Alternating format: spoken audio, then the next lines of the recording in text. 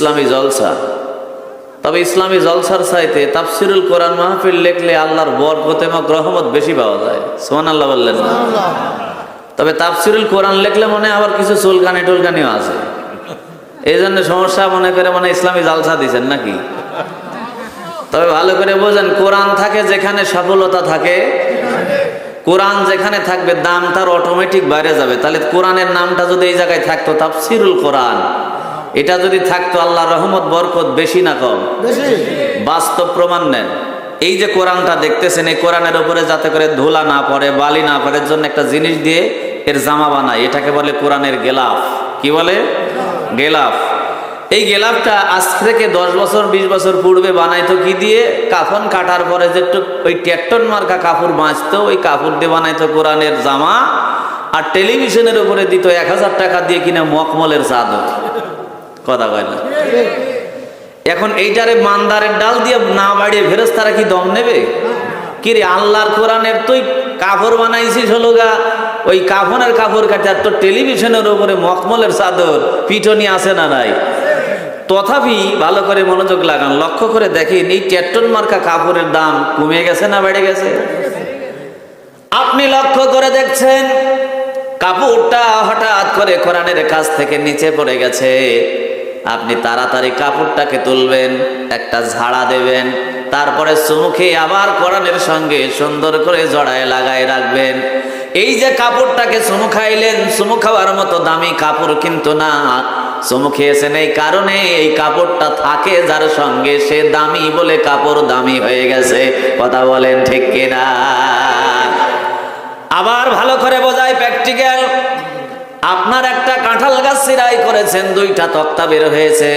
একটা তক্তাটা আষাঢ় মাসে আপনার দরজার সামনে পেড়ে দিয়েছেন যাতে করে কাদা পায় না লাগে, কাদা নিয়ে যাতে ঘরে ঢুকতে না হয়, এজন্য তক্তার ওপরে পাড়া দিয়ে আপনি চলেন। আর একটা তক্তা দিয়ে কোরআন যেটা আর ওপরে রেখে তেলাওয়াত করা হয়, এটার নাম কি? রেহাল। ওই একই গাছের আর একটা তক্তা দিয়ে আপনি রেহাল তৈরি করেছেন। এই রেহালটা যখন কোরআনের সঙ্গে থাকে, রেহাল সহ কোরআনটাকে আপনি যখন বুকে নেন, রেহালটাও থাকে কি থাকে না?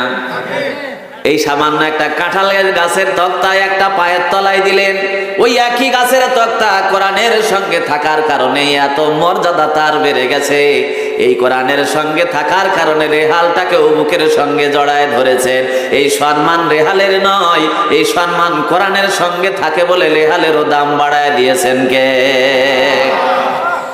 আবার প্র্যাকটিক্যাল, একেবারে জ্বলন্ত প্র্যাকটিক্যাল এবার দিচ্ছি, লক্ষ্য করেন।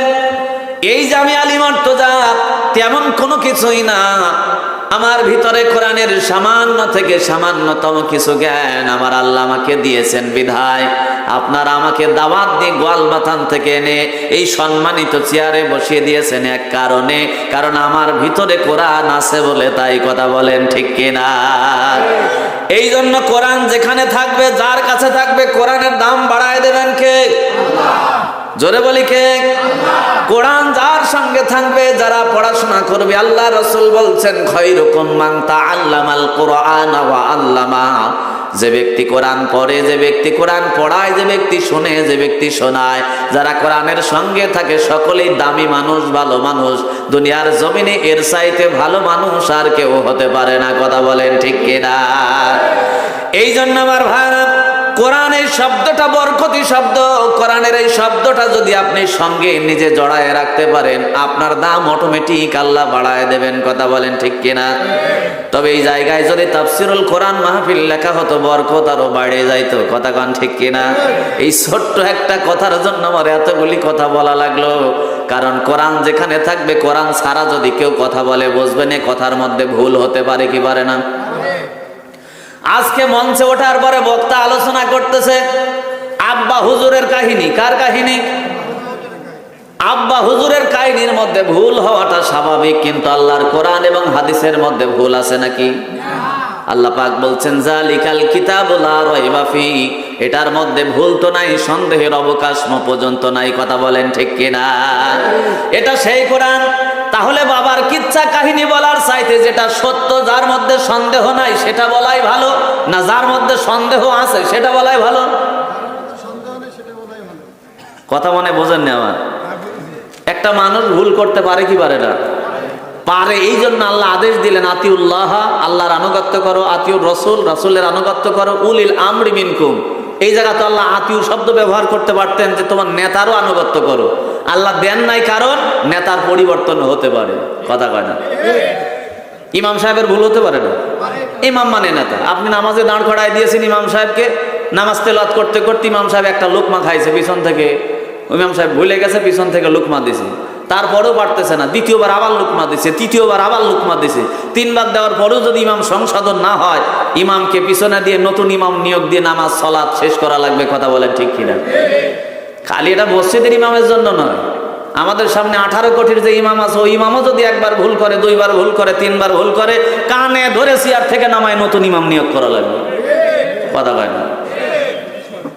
তাহলে মানুষের ভুল হতে পারে বিধায় আল্লাহ এখানে আতিউ শব্দ ব্যবহার করেন নাই। উলিল আমরি, তার নির্দেশ ততক্ষণ মানো, তার আদেশ ততক্ষণ মানো যতক্ষণ সে কোরআন হাদিসের উপরে থাকে। কথা কোন ঠিক না বেঠিক? এই জন্য মৌলানা ভুল করতে পারে, পীর সাহেব ভুল করতে পারে, ওলি ভুল করতে পারে, গাউস ভুল করতে পারে, কুতুব ভুল করতে পারে। তাদের জীবনী যখন বলবো, তাদের এই জীবনীর মধ্যেও ত্রুটি থাকতে পারে। কথা বলেন ঠিক কিনা? কারণ এই জীবনীগুলি দুনিয়ার জমিনের মানুষের লেখা, কিন্তু এই কোরআনটা কে লিখেছেন? এই কোরআন দুনিয়ার জমিনে যিনি পাঠিয়েছেন, দুনিয়ার জমিনের কোনো মানুষের লেখনী কোনো কিতাব নয়। আমরা দুনিয়ার জমিনে এই কিতাবের মধ্যে ঈশ্বরচন্দ্র বিদ্যাসাগরের কোনো কবিতা পাবো না, কাজী নজরুল ইসলামের কোনো গল্প পাবো না, বিশ্বকবি রবীন্দ্রনাথ ঠাকুরের কোনো লেখনী পাবো না। আমরা যদি বলি আল্লাহ কিতাবের মধ্যে আসলেই কি কবিদের কোনো কবিতা নাই? আল্লাহ সুন্দর করে জানায় দিচ্ছেন, তানজিলুম মির রাব্বিল আলামিন। জোরে বলিন আল্লাহু আকবার। আল্লাহ বলছেন বিশ্বকবি রবীন্দ্রনাথ ঠাকুর নয়, জাতীয় কবি কাজী নজরুল ইসলাম নয়, সনেট কবি মাইকেল মধুসূদন দত্ত নয়। দুনিয়ার জমিনে কোন কবির কবিতা কোরআনের মধ্যে স্থান পায় নাই। এই কিতাবের মধ্যে যে কথাগুলি দেখতে পাও, এই কিতাবের মধ্যে যা কিছু খুঁজে পাও, আতানজিলু মির রাব্বিল আলামিন, আমি আল্লাহর পক্ষ থেকে নাজিলকৃত কথা। এই কথাগুলোকে আমি আল্লাহর নিজস্ব বক্তব্য এবং ভাষণটাকে মানুষের হেদায়েতের জন্য কোরআন আকারে দুনিয়ার জমিনে পাঠিয়ে দিয়েছি। জোরে বলি সুবহানাল্লাহ। আবার দুনিয়ার জমিনের কোন লাইব্রেরি থেকে এই কিতাবটা সংস্কার, সংবর্ধন, সংযোজন, কর্তন করা হয় নাই। আল্লাহ বলছেন এটা আসছে এমন একটা জায়গা থেকে, বাল হুয়া কুরআনুম মাজিদুম ফি লাউহিম মাহফুজ। ওই লাউহে মাহফুজ থেকে সওরে হেরা গো হায়, আমার রাসূলের উপরে ধারাবাহিকভাবে দীর্ঘ 23 বছরে এই কোরআনটা নাজিল করেছি। তাহলে যে বক্তা নিজের বানানো কিচ্ছা কাহিনী বলবে, নিজের গল্প, নিজের বাপদাদার কিচ্ছা কাহিনী করবে, এইটার মধ্যে ভুল হওয়াটা স্বাভাবিক। কথা বলেন ঠিক না ভাই? ঠিক। এই জন্য কোরআন ছাড়া যদি কেউ দাওয়াত দেয়, ও দাওয়াত দিলে মানা যাবে না। জোরে কয় না? কোরআন ছাড়া যে কোনো সফলতা নাই, তার বাস্তব প্রমাণ দিচ্ছি, ভালো করে লক্ষ্য করুন। নবী করিম সাল্লাল্লাহু আলাইহি ওয়াসাল্লাম এমন একটা সময়ে পৃথিবীর জমিনে আল্লাহ তার আবির্ভাব ঘটালেন। মক্কা নগরীতে সময়টার যুগটা ইতিহাসবিদরা বলতেছেন আইয়ামে জাহিলিয়া, মূর্খতার যুগ, বর্বরতার যুগ। এমন একটা যুগে আল্লাহ রাব্বুল আলামিন তার হাবিবকে পাঠালেন, যে যুগে ভাই ভাইকে হত্যা করে, জিনা, ব্যভিচার, খুন, রাহাজানি নিত্য নৈমিত্তিক ব্যাপার। আল্লাহ রাসূল নবী তো ছোটবেলা থেকে হলেও নবুয়তের চরিত্র তার মধ্যে আছে না নাই? নবী তো তারপরেও নবুয়তের চরিত্র ছোটবেলা থেকেই ভিতর থেকে আবির্ভূত হয়েছে। আল্লাহ নবী লক্ষ্য করলেন মানুষগুলো ভাই হয়ে ভাইকে হত্যা করে, ছেলে হয়ে পিতাকে মারে, সন্তান দুনিয়ার জমিনে তার বাবা মায়ের সঙ্গে খারাপ আচরণ করে, বাবা হয়ে সন্তানকে কবরস্থ করে। দুনিয়ার জমিনে খুন, রাহাজানি, রক্তপাত নিত্য নৈমিত্তিক ব্যাপার হয়ে দাঁড়িয়েছে। আল্লাহ রাসূল নবী এই জন্য তার মনে ভালো লাগে না। তিনি সিদ্ধান্ত নিলেন এই জাতিটাকে ভালো করার জন্য চেষ্টা করবেন। ওই সময় দয়ার নবীর বয়স ছিল 17। কত? 17 বছর বয়সে তার মাথার মধ্যে এইটা আসছে, এই জাতিকে ভালো করার জন্য, অশিক্ষিত মানুষগুলোকে শিক্ষিত করার জন্য, অন্ধকারে নিপতিত জাতিটাকে আলোর পথে আনার জন্য চেষ্টা করা লাগবে। তবে মুহাম্মদুর রাসূলুল্লাহ সাল্লাল্লাহু আলাইহি ওয়াসাল্লাম চিন্তা করলেন এই কাজটা আমার একার দ্বারা সম্ভব নয়। এই জন্য মক্কা নগরীর সেই সময়কার ভালো লেটেস্ট কিছু যুবকদেরকে জোগাড় করলেন। তারা তখনও ঈমান আনে নাই, ঈমান না আনলেও ভালো মানুষ। আছেন এরকম মানুষ? দেখবেন এই যে আমার এলাকায় হিন্দু ব্যবসায়ী আছে নাকি, ওরা মুসলমান না, কিন্তু আমরা নিজেরাই বলে থাকি এই সুধীর বাবুর দোকানে গেলে ওজন ভালো পাওয়া যায়, হিন্দু হলো মানুষ ভালো। সমস্যা কি? ইমান নাই, কি নাই, কিন্তু মানুষ ভালো, ব্যবসায় ভেজাল করে না। এইরকম কোয়ালিটি সম্পন্ন কিছু যুবকদেরকে জোগাড় করলেন। যুবকদেরকে জোগাড় করে সংগঠন তৈরি করে সংগঠনটার নাম দিলেন হিলফুল ফুজুল যুব সংঘ। কি? হিলফুল ফুজুল যুব সংঘ। এই যুব সংঘকে নিয়ে কাজ করতে লাগলেন। দীর্ঘ একদিন দুই দিন নয়, 17 থেকে দীর্ঘ 40 বছর পর্যন্ত তিনি কাজ করলেন। এই মক্কার জাতিগুলোকে ভালো করার জন্য চেষ্টা করলেন। আমি আপনাদের শুধু বোঝাতে চাই, এই কোরআন ছাড়া যদি কেউ কথা বলে, কোরআন ছাড়া কেউ দাওয়াত দেয়, ওই দাওয়াতের মধ্যে কোনো সফলতা আসবে না, দাওয়াতের মধ্যে দুনিয়ার জমিনে মানুষের হেদায়েত হবে না। যার জ্বলন্ত প্রমাণ হলো নবী মুহাম্মদুর রাসূলুল্লাহ, যার চাইতে ভালো মানুষ দুনিয়ার জমিনে আর একটাও হতে পারে না, যার চারিত্রিক বৈশিষ্ট্যের গুণাবলী দিয়েছেন আমার আল্লাহ, ইন্নাকা লা আলা খুলুকিন আযীম।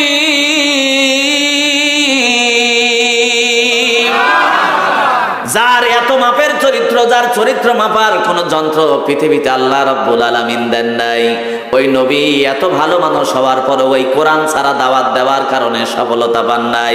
17 থেকে 40 হিসাব করেন কয় বছর হয়? কথা হয় না, 23 বছর হয়। 17 থেকে 40 বছর দাওয়াত দিলেন, কিন্তু এই দাওয়াতের মধ্যে একটা জিনিস ছিল না, এটার নাম কি? দেখা গেল যে চোর চুরি রয়ে গেছে, ডাকাত ডাকাতি রয়ে গেছে। একটা লোক চুরি করতো, চুরি করার সময় ওর ছেলেরে মরার আগে বলে যাচ্ছে যে বাপ, আমি তো সারা জীবন চুরি করেছি, তবে লোকে যাতে আমারে ভালো বলে এরকম কিছু করিস। তো এখন চোরের ছেলে চোর মরে যাওয়ার পরে চিন্তা করতেছে, বাপ করতো চুরি, কি করে বাপরে ভালো করবো। অনেক গবেষণা করার পরে ও চুরি ধরছে। কি ধরছে? চুরি ধরছে। তাহলে ক্যারেক্টার কি পরিবর্তন হয়েছে?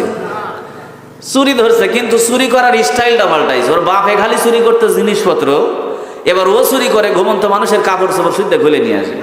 এখন লোকে বলা বলি শুরু করলো যে ওর বাপটা চোর হলেও ভালো ছিল, লুঙ্গি তো আর খুলতো না। কথা ঠিক কিনা? এক্সেস হয়েছে, কিন্তু বাপরে ভালো করার জন্য কায়দা কমে নাই, বাড়ছে। কথা কান ঠিক কিনা? বলে বাপ চোর হলে বংশ ভালো, কিন্তু লুঙ্গি খুলতো না। কথা কান ঠিক কিনা? যে মানুষটা চোর ছিল ডিগ্রি কমে নাই, আরো বাড়ছে। যে ডাকাত ছিল ডাকাতি রয়ে গেছে, যে সন্ত্রাসী ছিল সন্ত্রাসী রয়ে গেছে, পরিবর্তন হয় নাই। আল্লাহ রাসূল টেনশনে পড়ে গেলেন। শহরে হীরা গুহায় ধ্যানমগ্ন অবস্থায় আল্লাহর সেজদা দিয়ে পড়ে রইলেন। জাতিগুলো দুনিয়ার জমিনে লাত মানত দুর্গার ইবাদত করে, নিজে মানুষে মানুষকে সেজদা করে, খুন রাহাজানি লুটতরাজের কোনো পরিবর্তন হয় নাই।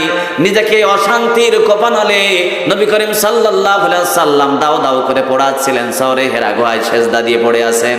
আল্লাহ তখন জিব্রাইলকে দিয়ে নাজিল করে দিলেন, ইকরা বিসমি রাব্বিকাল্লাযী খালাক, খালাকাল ইনসানা মিন আলাক, ইকরা ওয়া রাব্বুকাল আকরাম আল্লাযী আল্লামা বিল কলম। জোরে বলি আল্লাহু আকবার। আল্লাহ ডাক দিয়ে বললেন, নবী গো ইকরা পড়ুন, আর দুনিয়ার জমিনের মানুষকে কোরআন দিয়ে দাওয়াত দেন। এতদিন পর্যন্ত 17 থেকে 40 বছর পর্যন্ত দাওয়াত দিলেন কোরআন ছাড়া। আপনার দাওয়াতে সফলতা আসে নাই, কারণ আপনি নিজের মতো করে দাওয়াত দিয়েছেন। তবে আজকে থেকে কোরআন দিয়ে মানুষদেরকে দাওয়াত দেন। আল্লাহ রাসূল দাওয়াত দেওয়া শুরু করলেন 40 থেকে 63 বছরে কোরআন দিয়ে পৃথিবীর মানুষদেরকে ডাকলেন। এবার 40 থেকে 63 হিসাব করেন, আবারও কয় বছর হয়?